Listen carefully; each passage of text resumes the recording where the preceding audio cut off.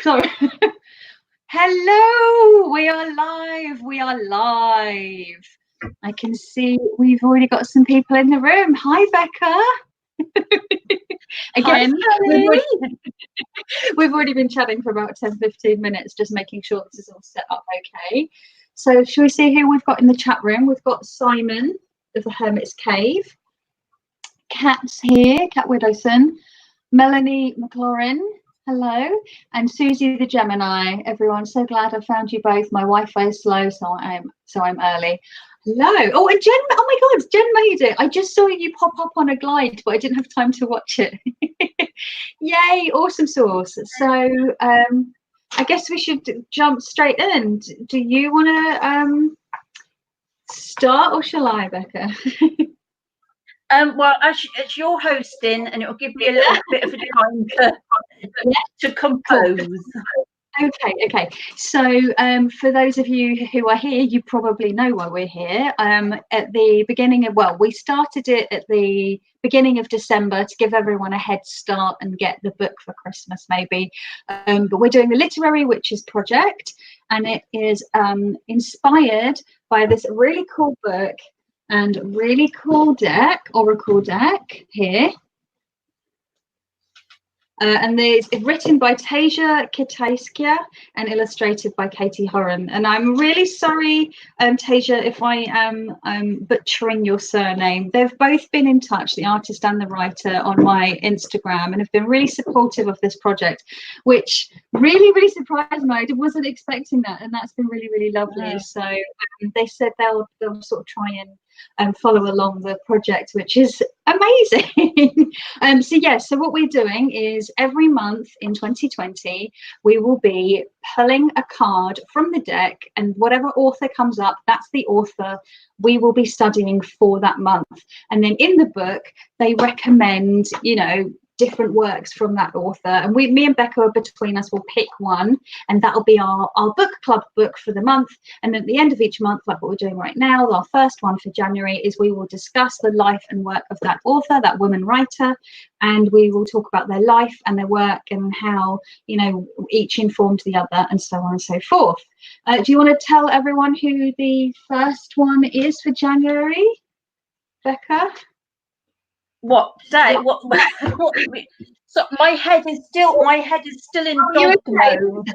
So well, we are looking at the life and work of Persian/Iranian, whichever way you want to say it, poet Farrokhzad Farrakhzad. And I just had her bloody card out, and I don't know what I've done with it. If I picked it up and put it down somewhere. I have it in the viewfinder. Becca's showing it anyway. What have I bloody well done with it? And mine's not wet either. Yeah, mine got wet. I'm absolutely gutted. Mine got wet and it's completely warped, and it doesn't fit with the deck anymore. It's completely ruined, and I'm really sad. I've tried pressing it under a stack of heavy books for a couple of weeks, but it didn't work. So I've got a wonky Farrokhzad. Oh, I literally opened straight up to her. Isn't that funny? And I don't know what the hell I've just done with that card. Is it falling on the floor? I bet I've walked around the flat and put it down when I was just prepping. I had it in front. Oh, it's just fallen off. It got stuck underneath the laptop. I'm such a dickhead. That's mine. It's a bit. You can hear it. Can hear it. It doesn't look too bad. It looks fine. You can hear it. The warp, you can see it's wonky. Pretty shagged. Oh, good. What a shame. So let's see. Oh, Sides to Soul Tarot with Jen, Tammy Pie, Rona, the Entropy Apothecary. I love saying that. So yeah, there's a few more people in here now. Tycon Light Moon. Hello. Naomi's here. Awesome. Crystal is here. Awesome sauce. We've got a few in here. Jennifer Rebecca. So yeah, I'm surprised to see so many people already. We've got 31 people in. So we looked at a number of poems by Farrokhzad that were sort of suggested in this book, and there were 3 from her sort of earlier period, 2 from her later period, 3 from her later period, and then I added in a 7th one. 1, 2, 3, 4, 5, 6. Oh, what have I done with that one? I've got Sin, The Captive, The Ring, Wind Up Doll, What? Reborn, and I Pity the Garden. Hang on, 1, 2, 3, 4, 5, 6. So hang on, what have I got missing? So, oh no, there was 2 on 1 because they're right next to each other in the book. That was that. I've got 3, but 2 of them are the same as yours. What do you mean? 2, the 3, ones that 3. Oh, that you've pulled up. Okay, so what have you got pulled up on your phone? I'm already boiling. Go on. I have, because actually my dog went in and had his teethies out this afternoon, and I left my book in the car so I could put it all up on my phone. So I have the obvious, the title one, which is Sin. And then I had Wind Up Doll, but I've got another one, which is The Gift. The Gift. Oh, I don't know if I did read The Gift, but it's not on the list of homework for people. I don't want to call it homework because it makes it sound like less fun. There's a few more people who've popped in. So we've got Jessica Morales has popped in, Paperback Palacios as well. There's another couple people saying hi. So just wanted to say hello. So we were using for the translated works by Shola Wolper in the collection of poems entitled Sin, and the first poem in the book is the titular poem, and it's quite a short one, and it's an earlier one, so it's from Farrough's first collection of poems, which was it called the first collection of poems called The War? I'm just blanking on that now. I haven't got a clue. Hang on a minute. Yeah. Poems. Hang on. Let's see. I think it was. Oh no, Captive was the first collection of poems. It went Captive, and then it was The Wall, and then she did Rebellion, and then the final 4th collection was Reborn, and then she published 5 separate single poems in a space of about 18 months, and then unfortunately she died. So 4 collections, and then just a handful of poems. Hi Jilly, lovely to see you. And Abundance, where's this jumping? Abundance Tarot. Oh, they've gone. They were there a second ago. And Nancy's Dragonfly Whimsy. Oh, there you are. Abundance Tarot. There you are. It's just it's scrolling quick, so you disappeared off of my thing. So I'm not able to see the comments, unfortunately. I can't get it up. Oh, can you not? The thing won't. No, the box won't come up. So I'm not going to fiddle. Okay. I need my phone for the thingy. All right, so Becca cannot see the live chat for people. So if anyone wants to ask Becca anything specific, just type it in caps and put Becca, and I'll relay it to her. Kat says Captive was published in 1955 when she was all of 20, which is amazing. Yeah, I mean she was very prolific, and that was a collection of 44 poems, and she was 20 because she was born in 1935.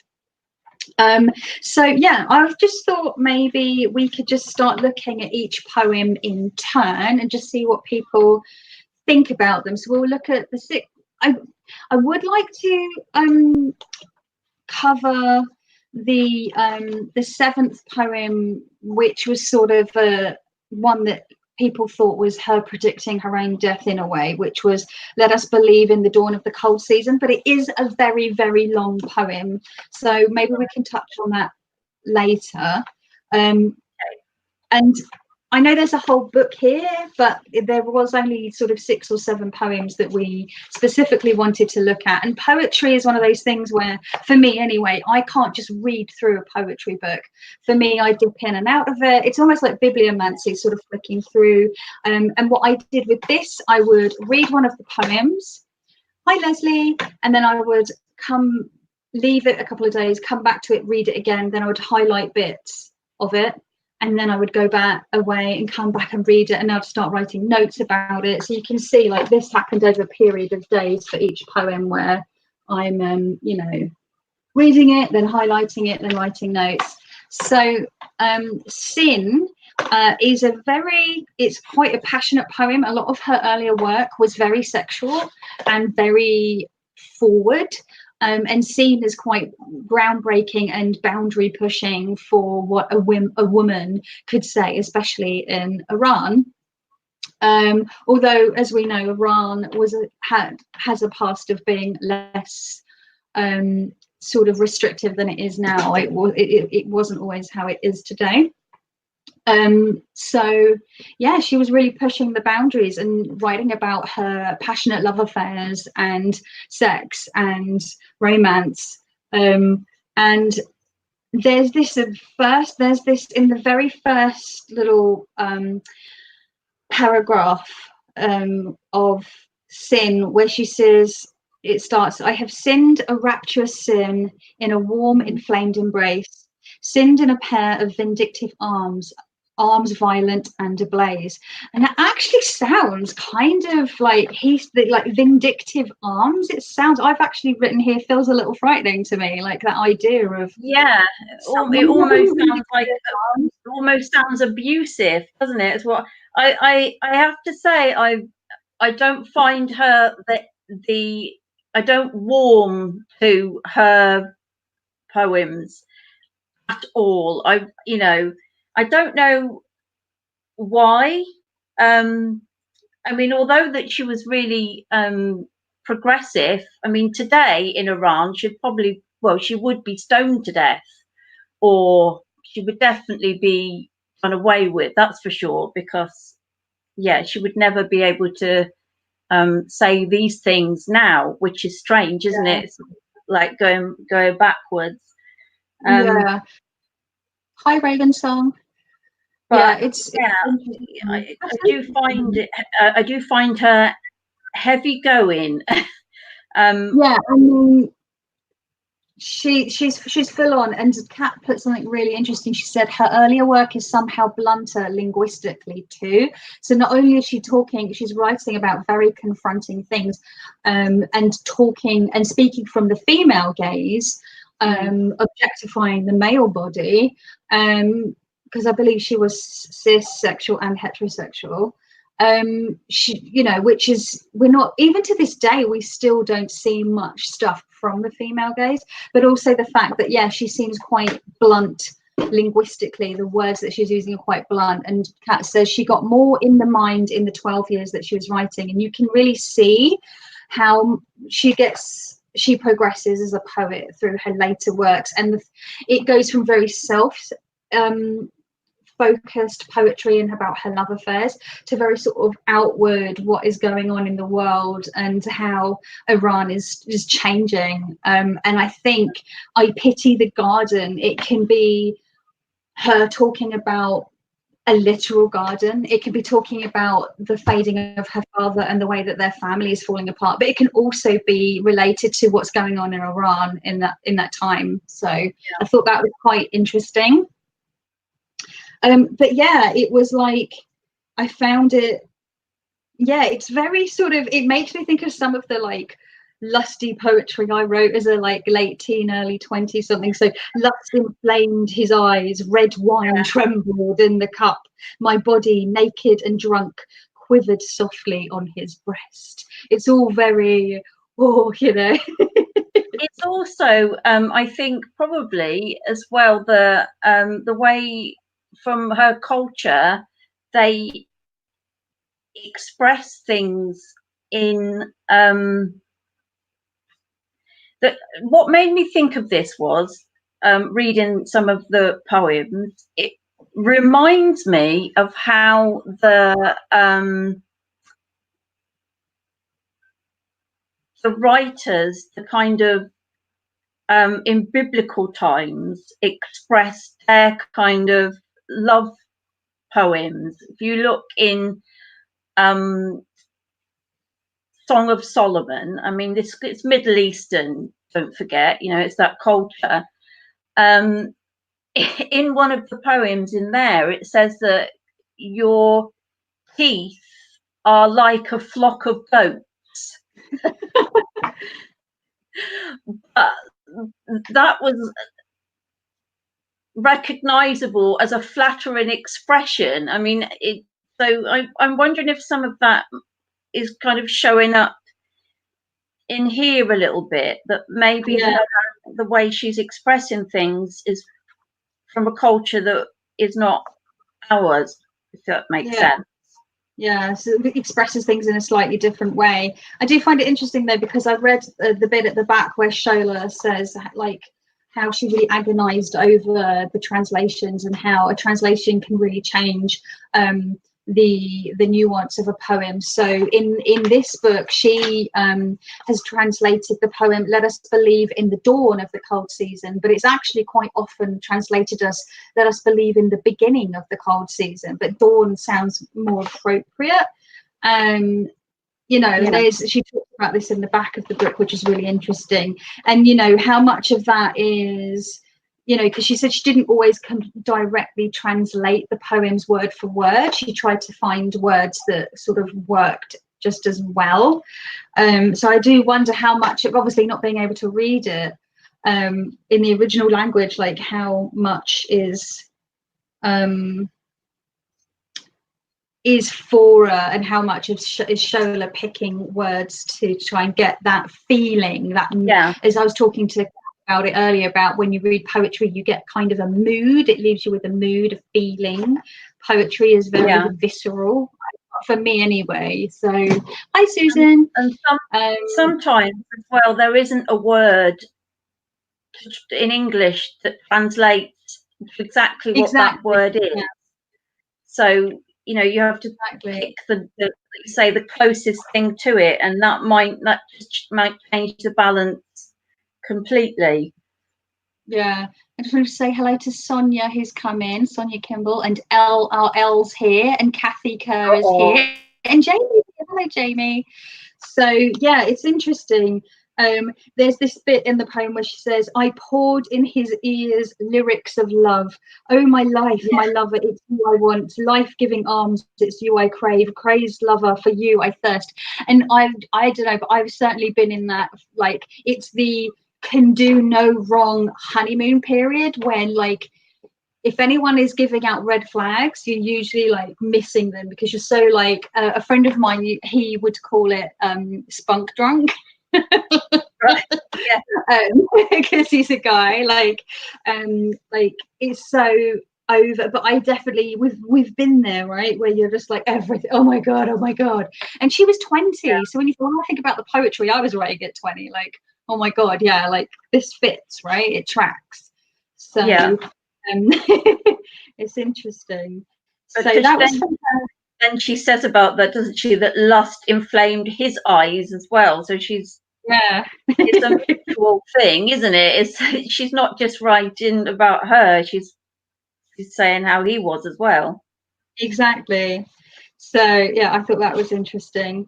Her second collection of poems, I'm not sure where Captive must come from her collection of poetry called where's the third one? Yeah, so I'm not sure which one Captive comes in, but in the book they're right next to each other in the book, and I imagine they're still quite early ones.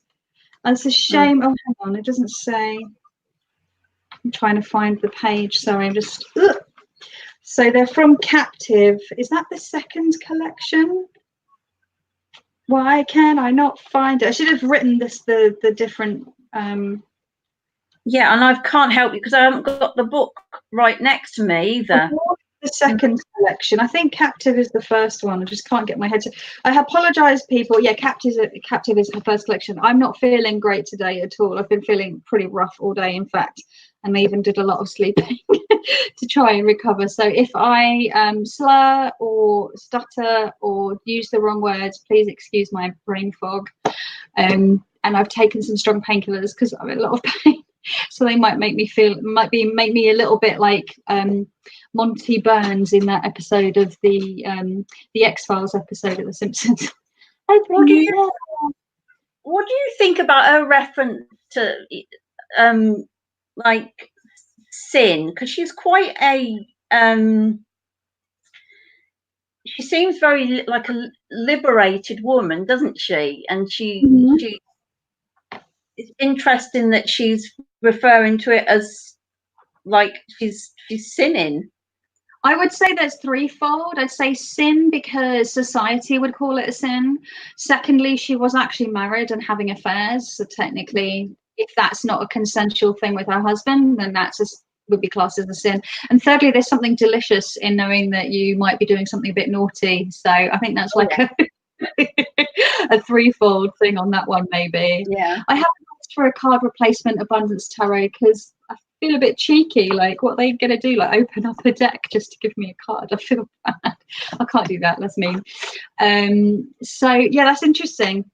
So the Ring and Captive are both from that same first collection of poems. And the Ring talks about, being given a wedding ring, and it's all about this wedding ring being ultimately, she says, she finishes it so lustrous and aglow, it's a clamp of bondage, of slavery, and that she's wearing this ring, but she's waiting for her husband's fidelity, which maybe her husband wasn't faithful to her either. Maybe that's why she was like, fuck this for a game of soldiers, I'm just going to go off and do what I want. She is considered a sinner by her family in Iranian society, says Susan Fichter. I would imagine by now, maybe by today's Iranian standard, and I guess maybe back then, but in the wider world, obviously, but it would have been okay for him, but not her, though. About that in same now, isn't it? Yeah, she talks about that in her poetry. She talks about that in her commentary and interviews about how, hi, the Toke Witch, how you doing? How it's a double standard where these guys would, whether she slept with them or not, would say, oh, I've slept with Farrokhzad, and it's like a badge of honor for them to like, boys will be boys, all that. And for her to do it, oh, she's a harlot and a whore and a sinner and double standard, slut shaming, all that jazz, the huge. Not much has changed, funnily enough, on that front. It hasn't, unfortunately. No, the thing that really broke my heart with The Captive was the way she's talking about being this bird in a cage, and she doesn't have the strength to leave and all this stuff. And then there's this bit about where she's talking about a child who I can only imagine is her son, and how she says, from behind the bars, a child smiles every light-choked morning, and his lips give kisses wide-eyed when I trill out thrilling songs. Should I one day break out and flee, what could I say to this crying child? And I'm like, oh my God. So she's like, she wants to obviously get out of this marriage or go to this lover, but she's got this child that she can't leave behind. In her culture too, she wouldn't be able to take him, even because he's a son as well. He would have to stay with his father regardless, unless she just kind of took off with him. And that's what happened ultimately. She wasn't given many visitation rights, and she felt that her son would feel like that she had left him to just go off and have affairs and write poetry, and that wasn't it at all. But she obviously just felt, she's writing a lot about feeling bound, and I mean the collection is literally called Captive, and stuck, and just bound by the ideas of what a woman should be and should do, and it's really, really sad. And like at the end of the poem, there's a little bit like content warning for sort of suicidal ideation, where she says, I brighten this darkened ruin with the flames of my burning heart. I'd bring this dwelling ash and ruin should I choose to flicker off. Which speaks to destruction, and the destruction she could rain, but also just sort of this like giving up, which is really like sad. As Kat says, the despair of feeling trapped by circumstance. Yeah, So it feels like her life force was spent passionately rallying her way through life. It's sad, says Katy Kerr. So to people in the chat, so we've just sort of touched on her earlier poems. Is there anything that you folks thought about these 3 particular poems, Sin, The Ring and Captive, that you'd like to touch upon, or that you really got you in the feels, as they say? Kat said some cool stuff about it. Chat's going quite quickly. Yeah, I wish I could get the chat. So annoying. A shame. But yeah, she was very very passionate and very outspoken and very forward for her time, I think. So let's go on. So we're at 25 past, so we're halfway through half the poems already, so that's pretty good. Wind Up Doll, which was from, which collection was that from again? From Reborn. Reborn is her later collection, and I think it might be from her 4th collection, actually, Reborn. So we're going right from the very beginning of her career to sort of the tail end. So it's her 4th and final collection, and I think that's what they've done with the book. They've recommended her really early stuff and then her later stuff, so you can see how she's matured. And this one's a bit longer, and it speaks to this idea of women should just be things, and she's trapped. She's literally a doll, and she's like talking about, she said it starts with even more. Oh yes, one can remain silent even more. Inside eternal hours, one can fix lifeless eyes on the smoke of a cigarette, on a cup's form, the carpet's faded flowers, or on imaginary writings on the wall. Like, it's just really like she's just stuck there, just observing and unable to. And of that form in my head when I was reading that before, because I do it myself sometimes, and when you're in like a situation, I'll just sit there and kind of stare, sort of the lights on, and that's how that's how I pictured her, in this sort of this state of just smoking a cigarette there, feeling lifeless and empty. Yeah, and it's really interesting because then there's another paragraph. She says, with an alien voice, utterly false, one can cry out, I love, in the impressive arms of a man. One can be a robust, beautiful female. So it's like you're just sort of letting a man do whatever it is. Bye, Jen. Or, you know what I mean? Like, she's basically having to play this role and be this object, this doll to this man. And she's not seen as an actual person in herself. She's just got a role to fill. It's really sad. And the way it ends, where it says, like a wind-up doll, one can look out at the world through glass eyes, spend years inside a felt box, body stuffed with straw, wrapped in layers of dainty lace. With every salacious squeeze of one's hand, for no reason one can cry, ah, how blessed, how happy I am. Like, just this idea of her like being treated with kid gloves, like this beautiful doll-like creature.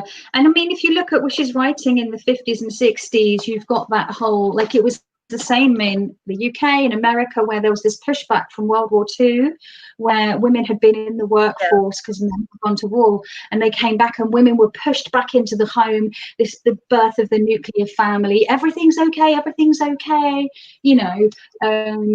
pushing women back into that domestic role. And dresses got very over the top again, and style got very ultra feminine. And I actually found when I was reading these, I found them really depressing.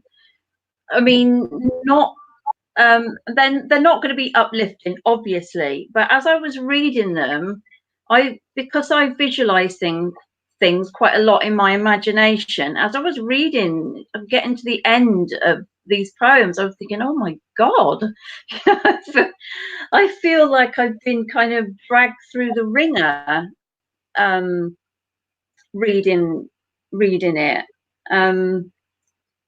and yeah, I guess that's how it was. It was an outpouring of how she was feeling inside and in her circumstance, and it really shows. I think It's pretty hard going. It's pretty, you know, she doesn't pull any punches, and that's what poetry does. Like, hi April, if you're like, yeah, that's what it like. Poetry is cathartic. Writing is cathartic. Art, any kind of creative outlet can be cathartic. And if you can't be honest in your poetry, if you can't get it all out there, like, you know, I think it's like poetry especially is so personal, and so like to put it out there to me is just like terrifying. I'm amazed by people that can put it out there, you know. Yeah, it's really, whew, it's a lot. It's bad enough doing YouTube, isn't it, putting yourself out there in this platform, so goodness knows how it is to sort of publish stuff, or you know, write all this. Well, it just it amazes me that these almost feel like a personal diary rather than poetry. That, well, they are poetry, but they are. I feel a bit like I'm reading a private journal or something. That's the thing. That's what I mean about, but like some types of poetry that are very sort of about a very personal poetry can feel really like, yeah, like you're reading someone's like very depths of their soul. It's very vulnerable to like put that out there. I don't know, I'm always sort of fascinated by poets that can do that. I'm impressed because, well, a lot of the poetry I've written in the past is absolute wank, because that's what, you know, people write a lot of the time.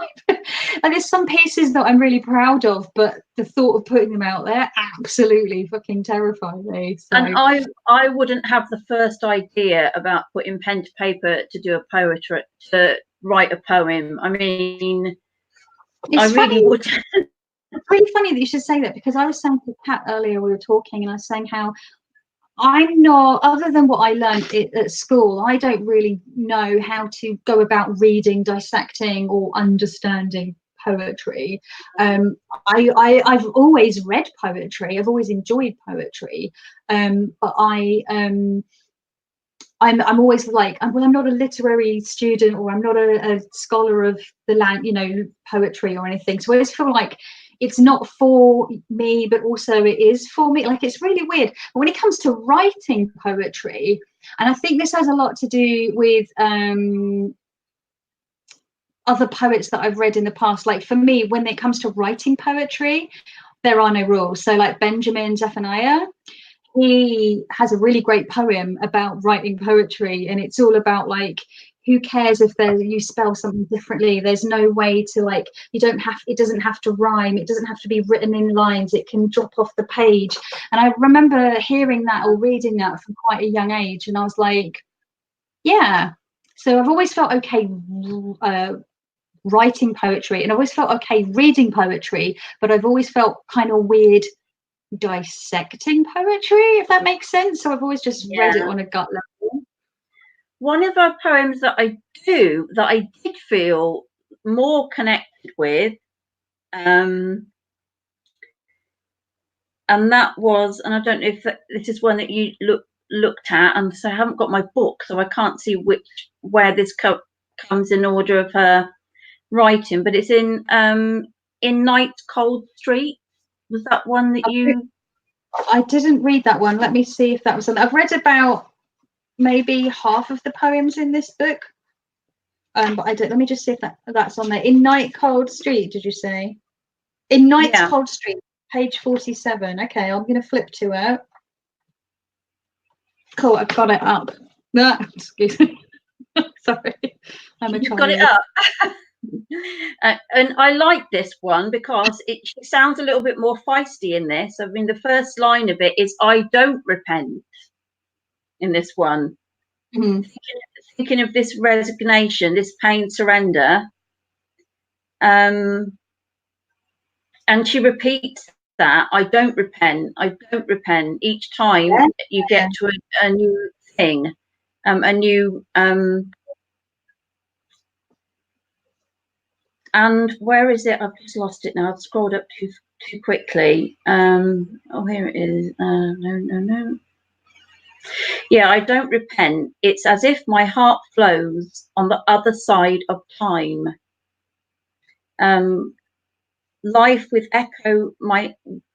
will echo my heart, and the dandelion seed sailing, the wind lakes will recreate me.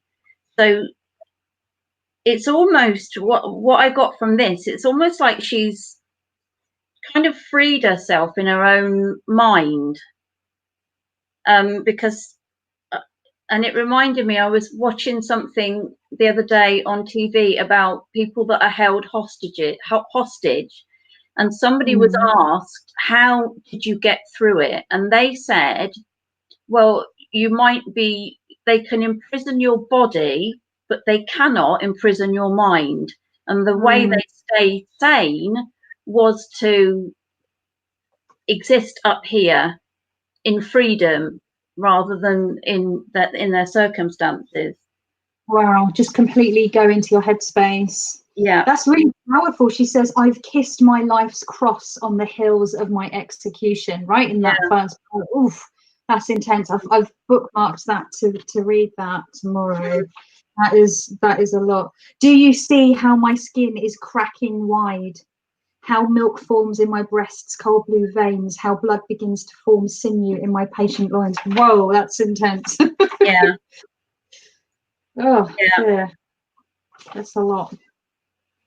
Amazing. Yeah, it's quite a long one, that one. Well, actually, it's not one of our longer ones. Page and a bit, almost 2 pages. Yeah, the Reborn, the titular poem for her 4th and final collection of poetry. I have to say, really sort of had me stumped. I couldn't really connect with it, and I was wondering if you'd read it, or if anyone else in the chat had read Reborn and had anything to sort of say about it, because I was sort of coming up. It felt very surreal and sort of abstract, but in a way I couldn't piece together. I'm just trying to get it up on my phone. Yeah, I don't think I looked at that one, but hold on. That's all right. Okay, so all my being is the dark, but yeah, is that the one? Yeah. Yeah, I really struggled with that one. I've put there's a whole section that I've just sort of put out and put just a question mark. I'm like, huh? I just couldn't. I didn't a body traveling along the line of time impregnates time's barren chord and returns from the mirror's feast, intimate with its own image. This is how one dies and another remains. I was just like, yeah, what now? And I've read it several times, and I was just, I couldn't. I don't know. I'm just looking at one of the bits on there. It says maybe life is. Oh gosh, this phone. Yeah. Perhaps life is a long avenue a woman with a basket crosses every day. I like that bit though. Perhaps life is a rope with which a man hangs himself from a tree, or is a child returning home from school. So in that section, she's just basically asking, what is your life like? Is it, yeah, I guess hang yourself, or are you a child that is carefree, or but yeah, it's long as well, isn't it?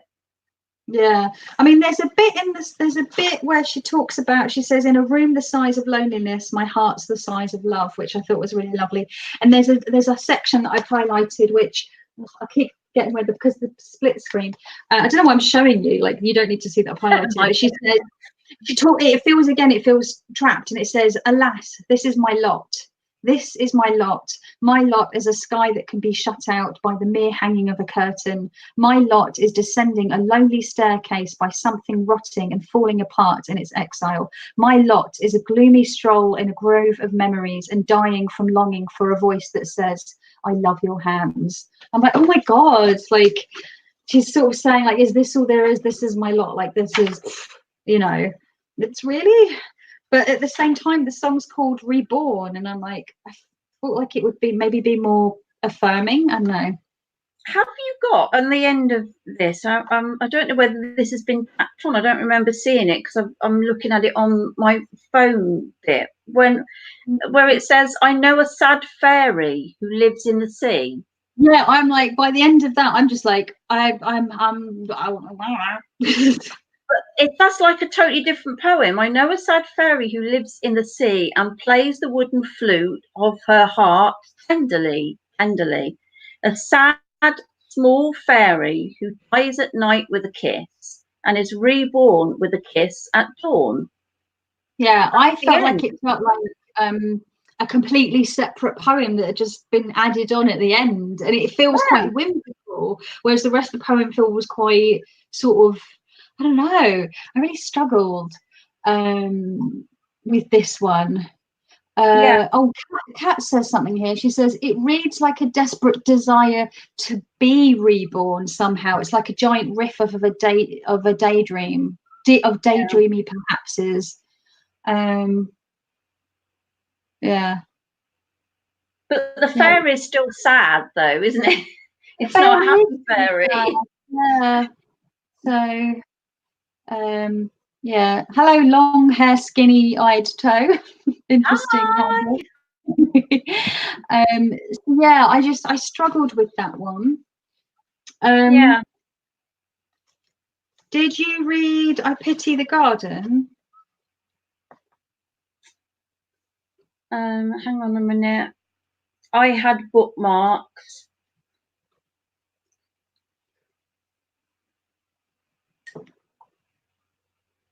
I have to type it in on the phone, though. I can't just go to the page.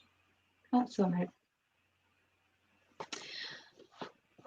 I'm just going to have a quick look through chat. Susan says she affirms her authentic self in these poems, gains some liberty and strength and self-respect through words. Naomi says she's not read any of the poems, but she's finding it really interesting. That's okay, Naomi. It's good to have you here.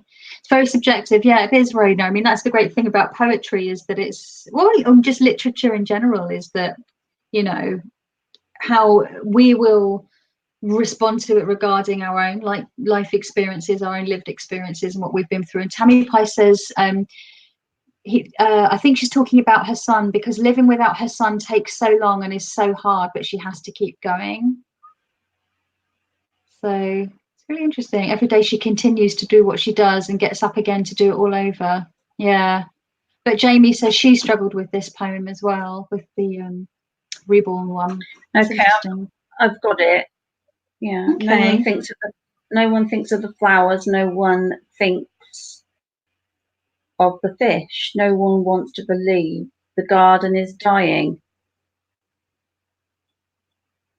Everything is just. She doesn't seem to see any life in anything, does she? I mean, when I. But I think this particular poem, this is when she's talking about sort of outward. I think this is a lot to do with what's going on in Iran, as well as maybe sort of the dysfunction of her own family. Okay.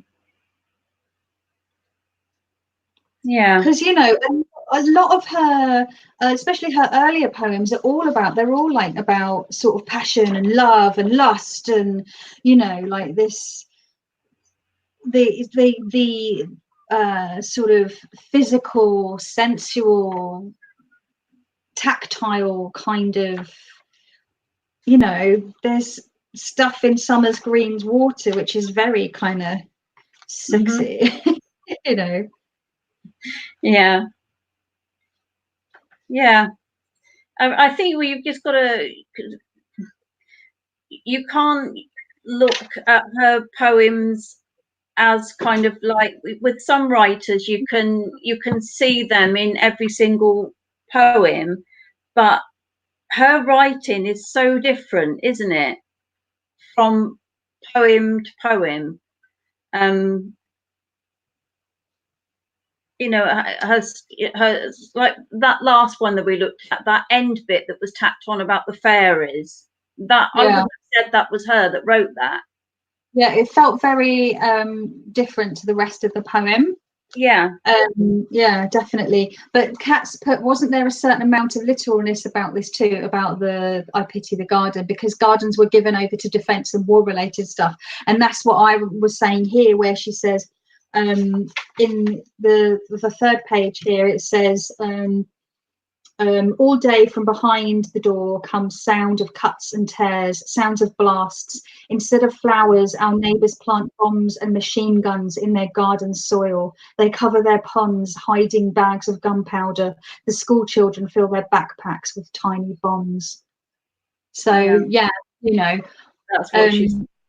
Yeah, so I pity the garden, and yeah, so maybe it is just to be taken at face value because it's dying and it's, you know, but there also feels like there's a layer of something else going on there. And I love how she talks about how different people deal in her family deal with it. Like her father is like, my time is past, I've carried my burden, I'm done with my work. Her mum is constantly praying and is just terrified all the time. Her brother is, you know, despairs and goes and drinks his troubles away every night in the tavern, and her sister just sort of stays away from everyone and is constantly having children, sort of keeps herself very separate from family. And then Farrokhzad herself is just forlorn and sad, and just, yeah, it's just really it's a sad garden. Very sad. And yeah, it's a I wonder what she'd think of it now. She wouldn't really, there wouldn't really be much difference, would there? You wouldn't recognize, well, it would be very different to how she lived, because you know, things are much today, Iran is a much different place than it was when she was around. It's actually less, you know, she would probably, I don't even know if she would be around to what's the word, I don't know if she should even be allowed to have gotten as far as she has. Well, yeah, that's what I mean in terms of it's gone backwards, because she was I mean, at least she'd got the ability to dress as she dressed, and, you know, express herself in that way. I mean, she smoked, she wouldn't be allowed to do that now. So yeah, definitely a change in, and it's interesting how different it is now. And I wonder what she would have thought about how things went. I know, it's interesting. Jamie says she is a poet that you need a class on with a professor, I think. Kind of how we've done complete college classes on Bob Dylan's work. There's so much to dig through. And Tammy Pye says something really cool. She says the idea of being a literary witch to create change, to make us feel a certain way we've never felt before. I like that. Yeah, that's a good point. And she certainly does that. Oh, that's okay, Jilly. Jilly had to had her sister call, so she had to pop out for a bit. Jamie says they would have killed her. I mean, probably. I mean, I'm very reticent to sort of talk about a culture that is so separate from the way that we are here. And, like, you know, I know things aren't necessarily great over there, but by the same token, I'm not educated enough to like make like real statements or really comment on it. So let's see what else this is. Well, it's very driven by scriptural teaching, isn't it? You know, so and the interpretation of the Quran and whatever. So very different place. Yeah. I'm going to look to see what anyone else has said, and then I'll just think if anyone else wants to mention anything about the poems, or if there's a poem that you read in here that wasn't on the list that we were officially looking at that you enjoyed. Anyone in the chat?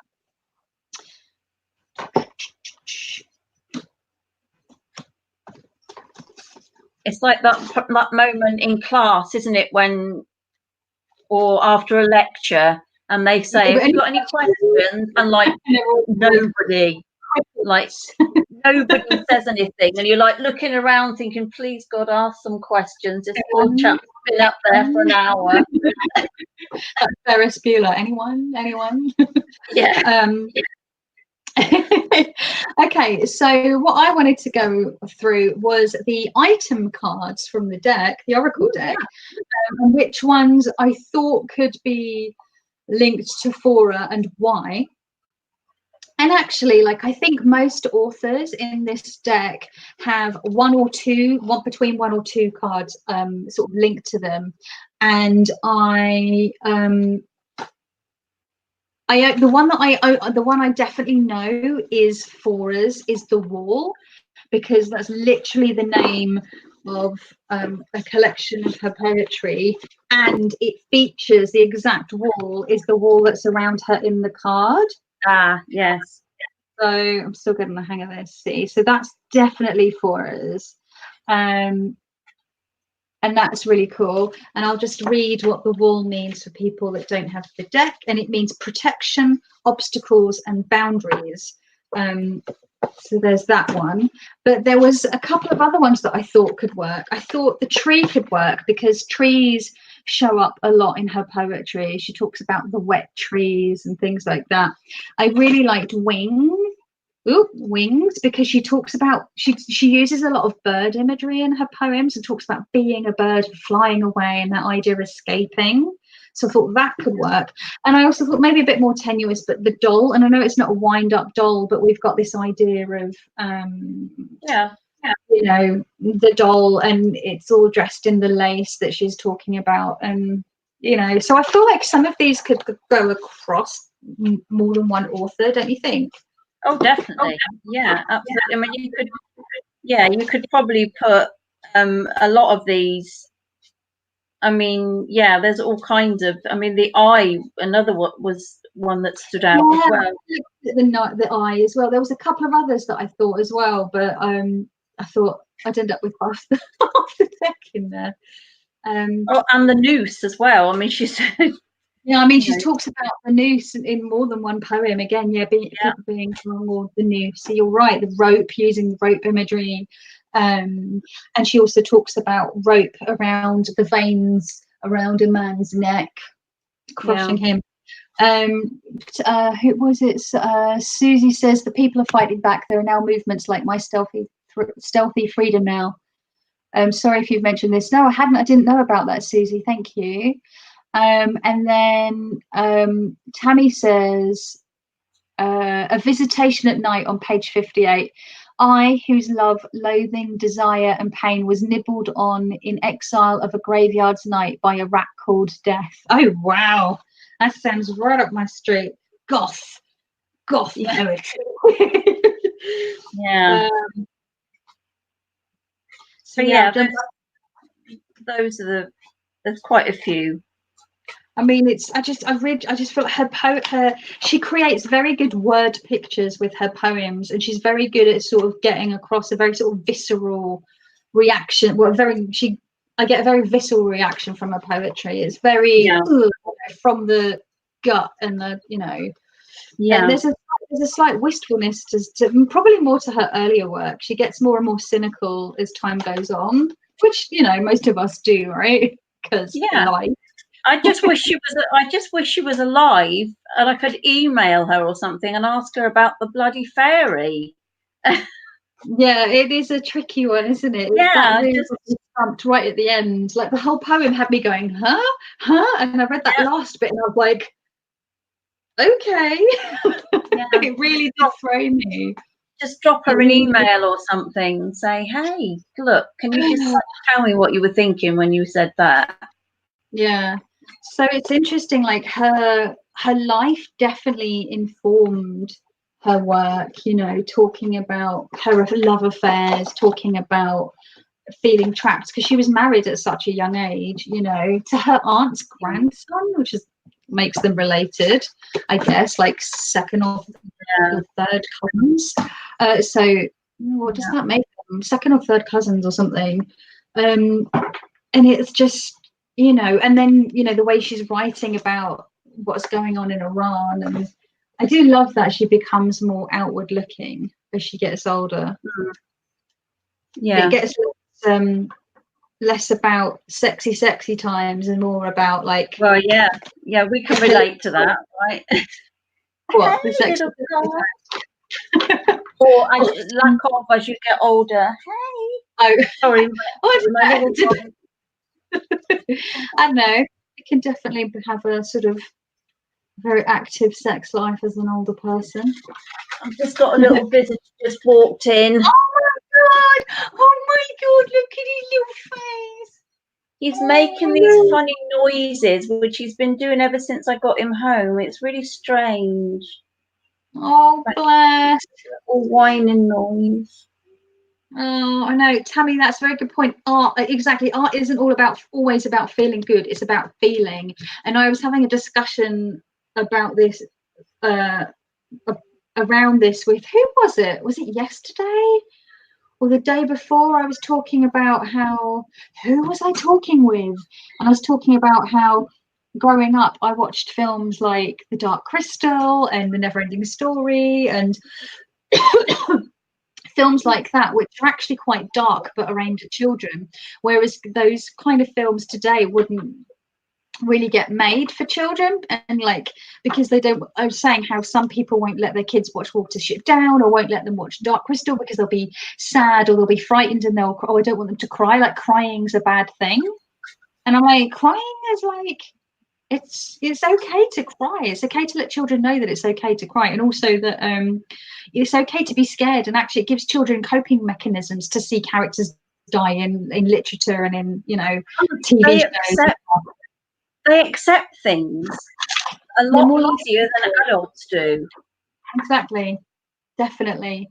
Oh, Jamie said, is it the come down from the drugs because he's had dental work? Oh, look at him looking up. Oh my god. He's just so, his little mouth must be very, very sore, and he hasn't had a wee yet, and he's been coughing it for hours. So yeah. Oh. Susan says she also directed a short film about a leper colony in Iran called The House is Black. Yes, that's correct. She said Susan says it's back up on YouTube. So yeah, I've seen some other links on websites as well to that. So I've not actually watched it. I didn't think I had the mental fortitude to deal with that after the it's what I've been going through myself. I was like, I just need to keep it a bit light, you know. But it is something I plan on watching. So we are coming up to the hour. So what I'm going to do is I'm going to shuffle this deck, and I am going to pick February's author. And I'm excited. I think I may have to try and attempt to take the little guy for a wee. Do you want to go do that, and I'll just shuffle and pick for next month? That's okay. He's sitting, so for. Oh, look at him. Oh, Boo-Boo. I love him. Oh, if he needs to go, that's fine. Oh, it was Kat I was talking to about it yesterday. I'm like, who was I talking to? My brain, my goodness. Hi, Debbie. There's someone else came in as well that I saw, or I missed. Who did I miss? Did I miss someone? Maybe I didn't. Next author, Tammy Pie, each month. Hi Deb, we will be picking in the live chat, we'll be picking the next author for the next month, because we're going to have 12 different authors from the book. So I think I may have to take him. He's just that's all right. done that, and I don't want to not stop him from, getting rid of his anaesthetic. Hold on. Okay, you go to that, and I'm going to. No, he's buggered off. That's all right. Oh, okay. Okay. Oh, bless him, little boo boo. My little boo boo is up on our bed, snuggled under the blanket. She's like, "Yeah, I've had my dinner. Bye." That's probably what he wants me to do, because he probably wants me to just go and get into bed with him and cuddle him up. So. Special boo boos. Hi, Rachel. You came in right at the last minute. You're in time for the next one. So I'm going to just do one last riffle over the doobly doos. I wish I'd caught you both earlier, but I'll be set for February's literary, which says Rachel. Cool, no problem. Like, people can dip in and out. They can do 1 month and not the next. You might get an author and you're like, oh, I really don't like their work. I'm not going to bother. Like, So, oh my God, it's like I feel like there's pressure now. Like, there's the. Have I taken Fora's card out of this? Have I don't know. I think I have. I don't know if I have. If she comes up again, we'll just disregard it and we'll just discard. Yeah. Okay, I'm just going to split it, and I'm just going to, whatever comes up is the next one. Oh! Are you fucking kidding me? It's Octavia E. Butler. Octavia E. Butler. Is this such an ignoramus? I've never heard of her. No, right, I am going to find who she is in there. Oh, here we go. Octavia Butler, science fiction writer, 1947, 2006. So here she is. Ooh. Octavia takes a break from writing to water her plants. The potted heads of various races and humanoid species totter on thick stems and wave their leaves at her as she enters the greenhouse. She feeds them from her pitcher. So it's like just sort of describing the card. Yeah. And it says, Octavia E. Butler, the daughter of a housekeeper and a shoe shiner, was a pioneer in the very white and male-dominated genre of science fiction. She received a MacArthur Genius Grant for her dark philosophical novels and stories, which feature Black female protagonists and explore power dynamics between sexes, races, and species. And then recommended reading, it says there's the time-traveling slave narrative, Kindred, the novel starring an immortal shape-shifting African woman called Wild Seed, and a violent, provoking stories, Bloodchild and other stories. So actually, I think maybe we'll stick to just one of the others. I mean, yeah, I want to say a novel starring an immortal shape-shifting African American woman sounds. I've not read. No, it sounds. I'm excited because Octavia E. Butler is one of those people like Ursula Le Guin, where I'm like, I must read, because I love science fiction. I must read some of them. I must get around to reading some of them. I must get around to reading. Like, I know about her work. I know her stories. I know the gist of some of her stories. Never bloody read any. And I know Kelly Fitz at The Truth and Story. This is one of her favorite authors. So she probably have some good recommendations. But I'm thinking, does anyone have any? So we'll be reading a specific book. But if that one doesn't take your fancy, you're welcome to read any of their other stuff. It's just that myself and Becca and sort of the gist, because it's kind of like a book club, a feminist sort of female author book club. So I'm thinking Wild Seed. Kat says, pick from one of the books suggested. Yeah, but bonus extra stuff is highly likely to be welcome. Yeah, exactly. If you want to like read a bunch more of her stuff, then like go nuts. Some of you might have already read some of her stuff, like say for example you've already read Wild Seed but you haven't read Kindred. Read Kindred, like use it as a chance to reread Wild Seed and use it as a chance to sort of, if you really enjoyed it, to get back in touch with it, reconnect with it. So nothing is set in stone, is it? Exactly, we're keeping it kind of wibbly wobbly timey wimey. Yes. Oh, good. I mean, maybe she will kind of be less heavy and a little bit more kind of like what the actual fuck have I just read? You know, because yeah, I mean, just by what we've read so far, she's gonna have, our imagination is in for a wild ride with this lady, I think. Yes, definitely. So I am excited. I am so excited. I love this deck. Like, just what a joy to have such a nice, like, vast array of authors from so many different like backgrounds and different like genres and different like eras. Like, you know, we've got some of you, we've got a fucking Sappho, for crying out loud, and then we've got Mary Shelley, the OG sci-fi writer, you know, alongside sort of a 20th century sci-fi writer. I mean, it's so exciting.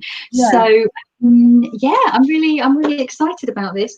So I will be doing a Octavia Butler intro video in February, the same as I did for Fora, and it'll, you know, I'll be posting that on obviously my YouTube, and then I'll be posting on Instagram and in my community thread on YouTube, you know, for people who just want to see which book we're reading, and yeah, and then we'll be coming back at the end of February to discuss this, and I'm hoping we can do it for Wednesday the 26th of February potentially, because then otherwise it's going to go into March, but we'll, because the Friday the 28th is my husband's birthday, so I won't be able to do that day. Okay, but, thank you so much for joining me for this first official live chat, Becca. You get to pick I'm loving it. You get to pick the author. I was saying, sorry, I keep chopping off. You get to pick the author. So we're good, folks. For those of you who don't know, me and Becca will be taking turns in shuffling the deck and picking the author for the next month, or alternating. So that's quite fun. So yeah. Oh hey, Robin, you're right. Kat says Wild Seed was trippy, but I enjoyed. I'm thinking a reread of that, maybe Fledgling as well for me. Wild Seed is listed on Amazon of book 1 of 4. Oh, that's interesting. Val, oh hi Val, says Kindred was really powerful. Oh wow, yeah. So who knows? I've got some vouchers to use up from Christmas. Yeah, I mean, Sin is only available on Amazon from third-party sellers. So it wasn't as widely available. So maybe this. Oh, Octavia, but you will be able to get her everywhere. You'll be able to walk into Waterstones and get her books. Yeah, she's really well known. So cool. I'm excited. We've decided. Sorry, what did we decide? We decided on. What do you think, Becca? Do you think the time traveling slave narrative, Kindred, or the immortal shape-shifting African-American woman, Wild Seed? What do you think? Oh my goodness. I mean, what? I just thought the immortal shape-shifting woman one might be a bit more woohoo. Like the time traveling slave sounds a bit darker, and I don't know. Four has been quite. Yeah, I would suggest going with that one rather than the trippy one. Let's go with Wild Seed then. I know the short stories looks manageable, Robin, but because we did poetry, which is very piecemeal for January, I feel like it might be quite nice to have a single narrative for February for people to focus on, rather than a mixture of short stories. So that's, I deliberately sort of nixed that one off the top of my head. There's something else I was going to say. It's escaped me. No, I can't remember. My brain is sort of dribbling out of my ears at this point. So to all of you, I don't have a Facebook group for this series, Gilly, and that is deliberate. A few people have asked me that. I really don't. I'm trying to spend less time on social media. I really don't want to have I literally just want it to be announced on Instagram and just talked about in live chats. I'm not interested in the whole having a Facebook group. There's like Facebook groups for everything these days, and I'm just like, no. Do the other 3 books need to be read in a series of 4? I don't know, Robin. I haven't read the first one. Heads up, Wild Seed is more expensive if that's a consideration. It's less reprinted than Kindred. Okay. Maybe we should go with Kindred then. Because I want it to be as accessible as possible for people. Yeah, let's go with that one then. Or I mean, it might.